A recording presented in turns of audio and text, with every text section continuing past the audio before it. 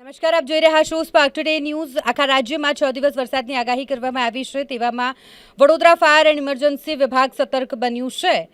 Quick response ટીમની સાથે 10 ટીમો તૈનાત કરવામાં આવી છે। હવામાન વિભાગ તેમજ નિષ્ણાંત અંબાલાલ પટેલ દ્વારા ભારે વરસાદ અને વાવાઝોડાની આગાહી કરી છે। ગત રાત્રિએ આપણે જોયું વડોદરા શહેરમાં જે રીતે ભારે પવન ફૂંકાયો, ધડાકાભેર વરસાદની શરૂઆત થઈ, અનેક જગ્યાઓ પર વૃક્ષો ધરાશયી થયા। લગભગ 42 જેટલા વૃક્ષ ધરાશયી થવાની ઘટનાઓ વડોદરા ફાયર એન્ડ ઇમરજન્સી વિભાગને આ અંગેના કોલ મળ્યા હતા। વાયર તૂટવાના અનેક બનાવો બન્યા હતા।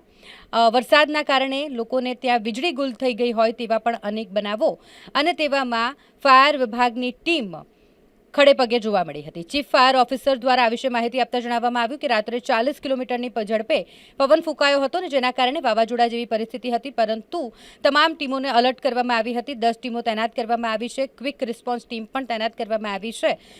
ભારે વાવાઝોડાને કારણે વૃક્ષો ધરાશયી થયા, પરંતુ કોઈ દુર્ઘટના નથી થઈ, તે એક રાહતની વાત છે। સાથે જ આગળની પરિસ્થિતિ માટે પણ વડોદરા ફાયર વિભાગ તૈયાર છે તેમ પણ જણાવ્યું હતું। જે રીતના હવામાન વિભાગની આગાહી હતી તે મુજબ આપણે ટીમો પણ તૈનાત કરેલી હતી। તમામ ફાયર સ્ટેશન પર ટીમોને આપણે તૈનાત કરેલ છે। ક્યુઆરટી ટીમો પણ તૈનાત કરેલ છે।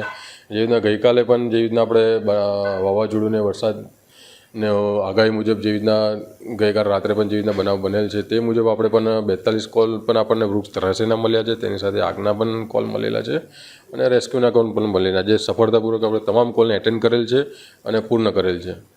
શું લોકોને મેસેજ આપશો? હવામાન વિભાગની આગાહી મુજબ વાવાઝોડું વરસાદની જે આગાહી કરી છે તે માટે વડોદરા સિટીના નાગરિકોને એટલું જ કહેવા માગું છું કે સુરક્ષિત રહો અને સુરક્ષિત જગ્યા પર રહો, એટલું વધારે સારું।